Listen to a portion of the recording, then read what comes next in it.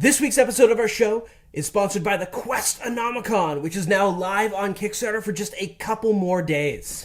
Jacob from XP to Level 3 has put a lot of work into making some really fun adventures for you to explore. These hilarious and epic low-level adventures are great for brand new players and first-time DMs. And what's more, you can get amazing miniatures and battle maps and tokens to really bring all these adventures to life at your table. So make sure to check the links below to get in on the Kickstarter before it ends. And now, on to this week's episode. Greetings, my name is Monty Martin. And I'm Kelly McLaughlin. And we are the Dungeon Dudes. Welcome to our channel where we cover everything D&D, including advice for players and guides for DMs. We upload new videos on Tuesdays and Thursdays, so please subscribe to our channel so that you never miss an episode. Today we are taking a look at the new subclasses for Druids introduced in Tasha's Cauldron of Everything. Now, Druid's got three subclasses that appearing in Tasha's Cauldron: the Spores Druid, the Stars Druid, and the Wildfire Druid. But the Spores Druid is a reprint from one of the Ravnica books, and we already covered that in our previous ranking, so we won't be discussing it again today. If you look on screen right now, you're going to see the criteria that we use to rank the subclasses. We have pitted the subclasses against each other and not those of other classes. Although we might mention some roleplay and flavor or multi-classing, those are not core mechanics that we're looking at to rank the subclasses. When we do rank the subclasses, we consider how the subclass augments the base features of the Druid class in all pillars of play. So while combat is a thing that we love discussing, we're also looking at how the subclass expands the base features of the subclass to aid in exploration, problem solving, social interaction, and other common types of adventuring scenarios that we run into in many Dungeons & Dragons campaigns. So let's go over these two new subclasses. There's a lot to discuss today, so let's get rolling. Kicking things off, we're looking at the Circle of Stars, which is very much a druid that is in tune with the constellations and the stars above. This very much, I think, links into that idea of druids as early astronomers. I think that it resonates with ideas of, like, what was the purpose of Stonehenge, and, like, very ancient sort of monolithic constructions that often were built to track celestial events. So I think that there's a lot of, like, deep lore in the subclass, but I also think that there's some potent features here as well. It's very front-loaded because we're going to get two big features when we take the Circle of Stars right away at second level: our star map and our starry form. So with the star map, you have a little star chart that you created, which we're going to see useful for many of the features that come into play. Right away, though, this gives you three cool abilities. You gain Guidance as an additional cantrip. You also gain Guiding Bolt as a prepared spell. It's automatically prepared, doesn't count against your other prepared spells. And you can cast Guiding Bolt for free without expending a spell slot a number of times equal to your proficiency modifier. In addition, you also gain Starry Form. This is a subclass feature that allows you to use your wild shape in a new way. You're able to activate this as a bonus action using up one of your uses of wild shape, and it gives you kind of like this celestial starry constellation body with, like, points of light glowing at your joints. So obviously you're going to glow, but then you choose one of three constellations to embody while you're in this form: either the Archer, the Chalice, or the Dragon. Each of these forms apply to a different mechanic that you're going to be using quite often as a druid. The Archer is for dealing additional damage. As a bonus action, you can now launch a Starry Bolt that does radiant damage. This uses your spellcasting attack modifier and does 1d8 plus your wisdom modifier in damage. So not a bad additional attack to add on. When you're using the Chalice constellation, it triggers whenever you cast a spell that restores hit points, allowing you to restore 1d8 plus your wisdom modifier hit points to yourself or another creature, getting you a little bit more bang for your buck out of your healing spells. The last form that you can take is the Dragon constellation. Whenever you make a wisdom or intelligence check, or if you're making a Constitution saving throw to maintain concentration on a spell, you can treat any roll of 9 or lower on the d20 as a 10. It means your concentration can't be broken by damage that is less than 25 points of damage, assuming you have a +2 Constitution modifier. Yeah, so with this, if you are looking to deal damage, you have an option. If you're looking to heal, you have an option. If you're going to be focusing on spell casting, you have an option. So I really like this ability. I think that all three of these are the three pillars of playing a druid. And you get to kind of pick which one you're going to use. It's very, very versatile. At 6th level, you gain Cosmic Omens. After finishing a long rest, you consult your star map and you roll a die. It can actually be any die size. It doesn't matter because the result is only dependent on whether it's odd or even. So you could flip a coin if you wanted to. You get Wheel or Woe depending on whether the result is even or odd. And this gives you an ability that you can use as a reaction for the rest of the day. Basically, it lets you either add or subtract 1d6 to an attack roll, an ability check, or a saving throw that a creature makes within 30 feet of you, depending on whether you got the Wheel feature or the Woe feature. And you can do it a number of times per day, equal to your proficiency modifier as a reaction. Personally, I would be hoping for Woe, because I like debuffing saving throws for my enemies. Yeah, I do think that I both like and dislike. It's kind of confusing. I both like and dislike the randomness of it. It's fun. But there are probably some moments where I'm going to wish I had the other one. But I think that's part of, like, are the stars aligned for you or not? Yeah, it's good that you know at the start of the day whether it's Wheel or Woe, so you don't, if you had to flip the coin when you wanted to use the ability to find out if you were adding or subtracting a d6, it would suck. At 10th level, you gain Twinkling Constellation. This takes your starry form and dials it up to 11. There's some really cool features that you gain here. Mainly, with your Chalice or Archer ability, your 1d8 now becomes 2d8. And for the dragon, you now have a flying speed of 20 feet and can hover. But I think most importantly, and the thing that really makes this amazing, now you can change the constellation that represents you at the beginning of every turn. So you can benefit whichever one you need the most at a time, and either that or you can just default to flying around. Yeah. First of all, I just want to point out, this is the 4th subclass that has handed out concentration-free flight in Tasha's Cauldron and everything. The Genie Warlock, the Twilight Domain Cleric, this, and as well as the Swarm Keeper, all get concentration-free flight multiple times per day. Start anywhere from 6 in tier 2, basically. Yeah. Which I guess flying is now just the cool thing. Everybody's doing it. Yeah. But I want to talk about... Okay, everybody's taken off. What is so incredible about this ability to me is the fact that you can change it at the beginning of every turn. So as your turn starts, are you going to be dealing damage, healing, or casting spells?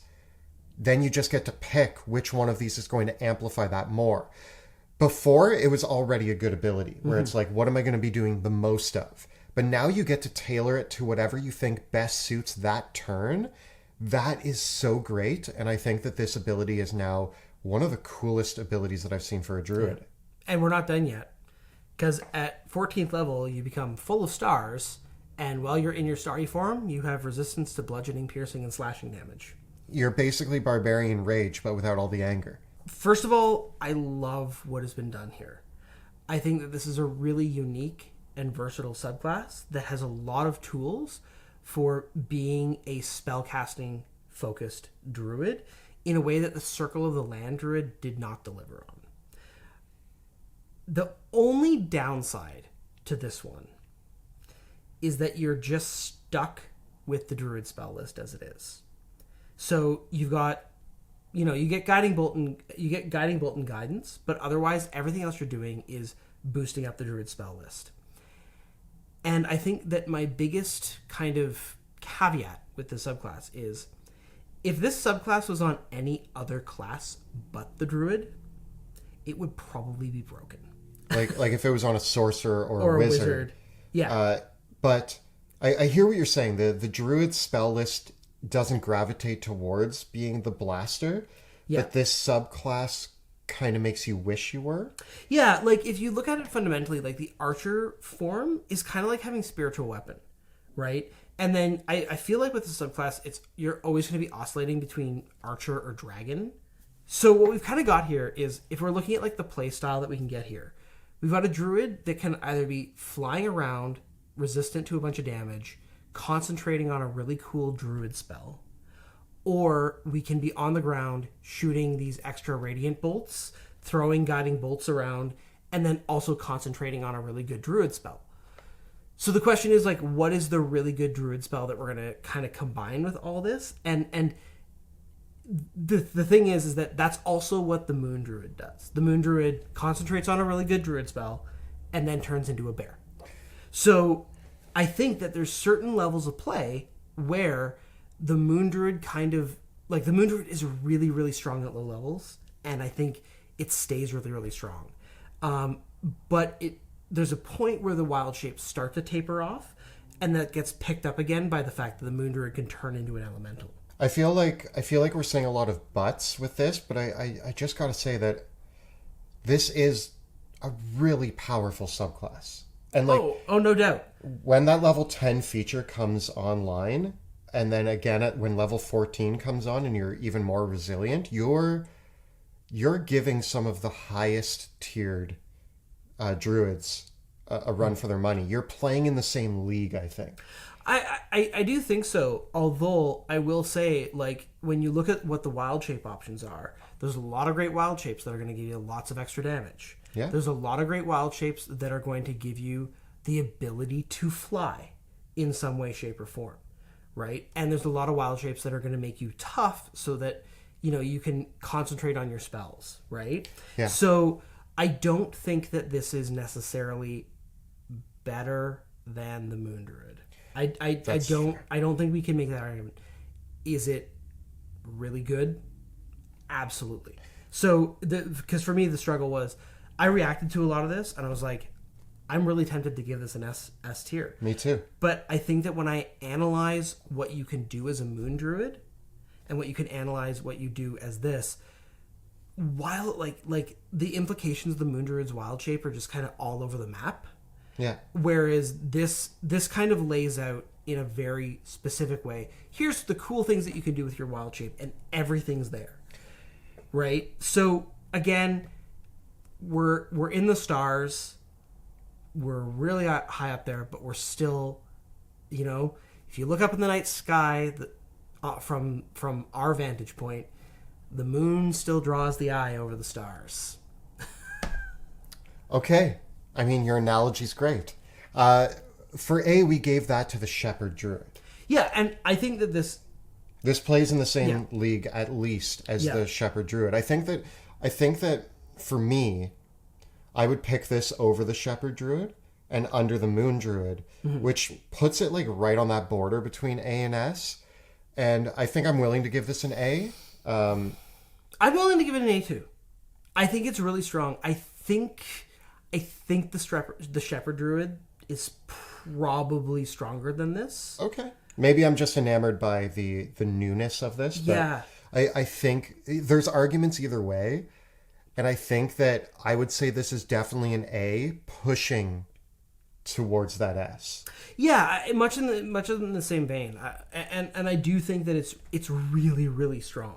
Yeah. I just do think, like, we've said this, I don't know how many times I can say this, like, it's really hard to do that direct comparison of, like, if you take the same druids in the same situation, and one is a stars druid and one is a moon druid, I think that the Moon Druid probably comes out with the edge if you looked at all those scenarios, right?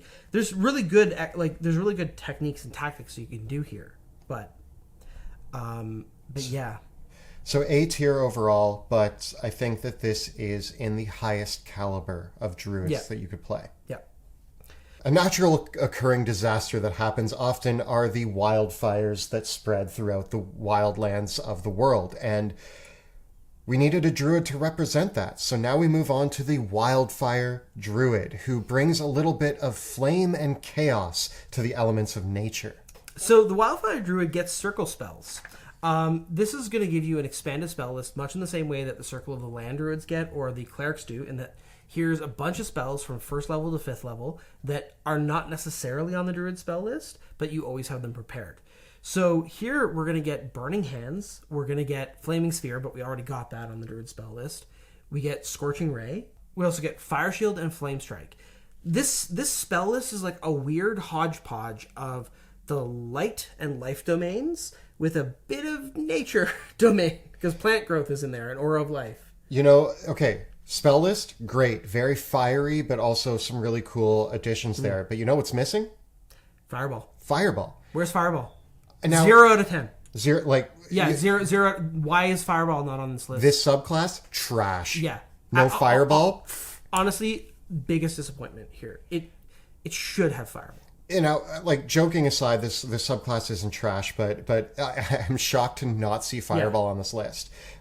Is the spell list still great and useful and potent for the theme that we're going for? Yeah, but as a Wildfire Druid, not having Fireball just seems kind of weird. Yeah, right? Because Druids already get Flaming Sphere and Wall of Fire, so they already have some really good fire damage dealing spells. Getting Flame Strike, you're getting Flame Strike, which is...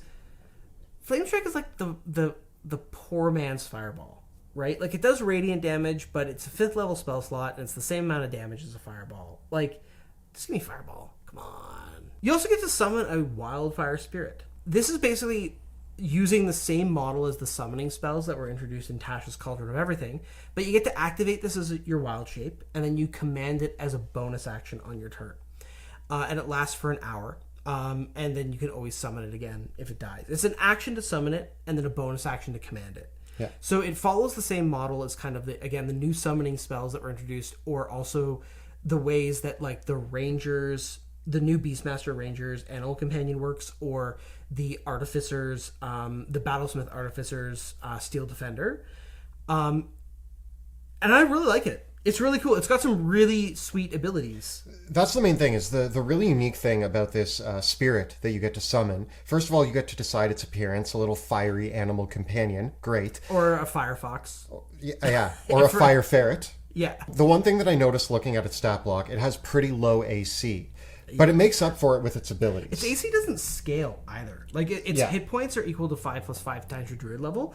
But the fact that it's stuck at AC 13... really kind of sucks. Yeah, but I do think it makes up for it with its 2 abilities. First of all, its attack is ranged. It hurls little fire seeds at the enemies, and it can fly. So it can fly around and hurl little fire bolts. I guess the low AC is the counterbalance. That's what I'm flight thinking. Speed, yeah. But now its next ability, I think, is the big money here.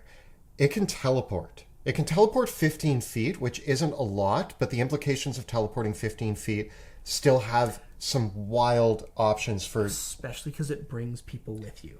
Any willing creature within 5 feet of it can come with it. Any amount.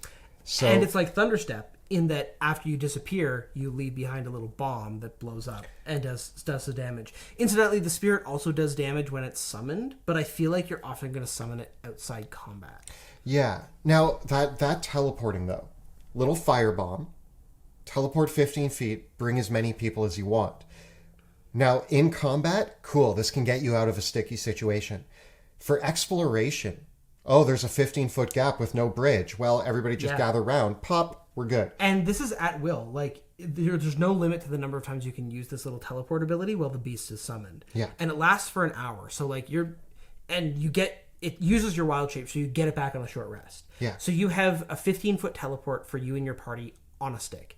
You still need line of sight to where your destination is.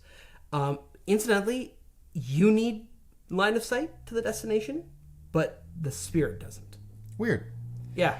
Still, this fire spirit, pretty useful. It's an extra entity on the battlefield that's hurling little firebolts and teleporting around. Great. At level 6, you get an enhanced bond, which allows your spells, other than the ones with a range of self, to originate from your wildfire spirit, which is kind of fun. Yeah. But you also deal an extra...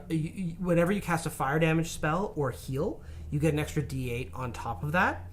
It's a small number of spells that you have that deal fire damage as a druid. We looked it up on D&D Beyond, and it's less than 10 spells, including the spells that you get here. So as a wildfire druid, you basically have to take Produce Flame if you want a fire damage dealing cantrip. What I will say, though, is that this makes Produce Flame, which is kind of a secondary option. This does make it into a primary option. It does. And one of the traps to watch out for here with the Wildfire Druid is I think a lot of people are going to be tempted to take Create Bonfire with their Wildfire Druids because it's the other fire damage dealing cantrip. The other downside to Create Bonfire is that it's a cantrip that requires concentration. And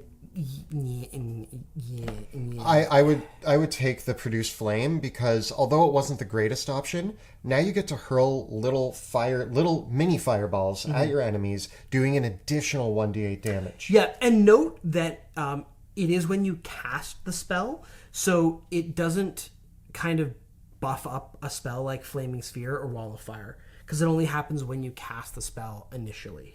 Now, what about this? What if you took Magic Initiate? You have Shillelagh, but you take Green Flame Blade. That would be cool.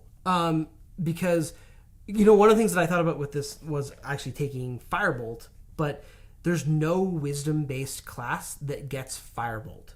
You either have to Magic Initiate into Wizard or Sorcerer to get Firebolt, which means you need an Intelligence or a Charisma score to have a good Firebolt. So I feel like, and that's the kind of thing is like, Produce Flame as a damage-dealing cantrip is only a 30-foot range, and it's only a d8 damage. So it really is like that's kind of the two things here. It's like if this subclass gave us Firebolt and Fireball, love it, but it doesn't. So at 10th level, you're going to gain Cauterizing Flame. Now, when somebody dies within 30 feet of either you or your fire spirit, it produces a little ghost fire that stays in place. If either an enemy or an ally enters that space, you can choose to either do 2d10 damage or 2d10 healing to them. This does use your reaction, and you can use it a number of times equal to your proficiency modifier. Pretty cool. With this ability, I see the healing being the more useful option.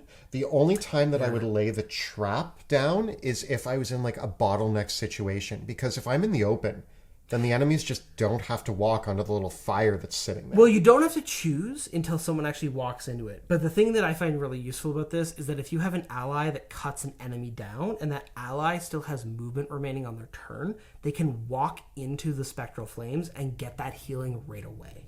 Yeah. Whereas maybe you've got an ally, like I could also imagine a scenario where maybe you've got a Battlemaster fighter in your party that kills one enemy and then uses pushing attack to push another enemy into the space. Like, so if you have some sort of way to get tactical with it, it's cool. Honestly, though, this is another one of those abilities where, like, kind of sucks that it's limited to proficiency times per day. Like, this is one of those abilities where it's so hard to get the mileage out of it. I wish that you could just... Yeah. Like, I wish that it wasn't limited to so few times per day. Because it's still limited in the number of times per round you can use it, because it relies on your reaction. I guess what they're trying to avoid is if, like, you kill 5 or 6 enemies and lay a bunch of traps, and then a new group of enemies shows up, and you just have all these bombs going off. You do a standard combat encounter against 5 enemies, and then when that combat encounter's over, you end up getting... the healing. All the healing, right? Yeah. I still think this could have come back on a short rest. Like, Yeah. I do think that this is still a cool and useful ability, but it requires some tactical thinking to make the most out of it. Yeah. At 14th level, you gain Blazing Revival. You can rise like the Phoenix when you get reduced to 0 hit points. Your Wildfire companion burns up instead, goes to 0 hit points, and you stand up with half your hit points. You can do this once per day. And then, of course, there's nothing stopping you from just resummoning your Wildfire Spirit if you have a wild shape available. Yeah, so that really kind of just saves you from death once per day, which is really cool. I think overall, here's what I got to say. The Wildfire Druid, thematically, flavor-wise, roleplay-wise, I love everything that's going on here. Mm-hmm. I even think that the abilities, really cool, really useful. When I compare it to the other Druid subclasses, it falls in the high middle for me. It's not as wow factor as the Moon Druid. It doesn't hold a flame to the Moon Druid. And when we look at something like the Shepherd or even the Stars Druid that we just talked about, I think it falls under those. I do love this Druid, though. I love the little fire spirit. I think that there's a lot of uses. The teleportation, the ways that you can actually dish out. There's a lot of ways to build damage. Yeah. I do think that this is still an A-tier subclass. I just think that if we want to look at the grand scheme of things, where the Stars Druid was an A who was like reaching into the S, this is an A that is kind of sleeping at the bottom of the A tier, having a nap. I was really tempted to just go for a B here because for me, it's just the Wildfire Druid's just kind of lacking that sizzle and pop that makes it really hot, right? Like it's like just add a little bit more kindling to the fire, and you would have really had me here, right? All the mechanics are great, but like I want a little bit more to make this. Like, you know, the biggest thing that I can't get around is the teleport of the Wildfire companion is really good. But but like the Wildfire spirit, its scaling is really bad. Like that's my biggest issue here is like its AC doesn't scale, its hit point scale, its damage scales based on your proficiency modifier. So like it doesn't really get more beefy in terms of the damage it's going to deal at all, and the utility that you get when it comes online at second level is amazing, and it stays good across the entire lifespan of your character, but it doesn't get any better. And then we don't have Fireball, and then we have these like awkward like restrictions on how often we can use these abilities. I feel like this is a subclass that could afford to turn the heat up a little bit more, and it would have been fine. We're not going to be the ultimate fire blaster with this character. So if it was, then it would be S tier, right? But it isn't the ultimate fire blaster, right? It's the ultimate fire blaster out of the Druids. Yes. Which isn't enough to give it S, but here's the deal, Monty. In a rare turn of events, I usually begrudgingly fold to you, but I really want to give this an A. Okay. It's definitely low A. Like it just scrapes into the and honestly, you know what the thing is? I think that scrapes it into the A for me. The teleport brings people with you, and there's no limit to the number of times you can do it. Yeah, that's the thing. Like that is a really useful ability in exploration and combat, and the fact that there's no limits to it, the fact that this thing is flying around, that brings it up. I agree that it's a low A, but I want to give this the A. Okay. I am happy with that. Right? I do think that the Stars and Shepherds are higher in the but I agree. If you look at like the other subclasses that we did give a B to, I do think it's stronger than the Spore Druid. I do think that it's stronger than the Circle of the Land. So it's like it's on that periphery.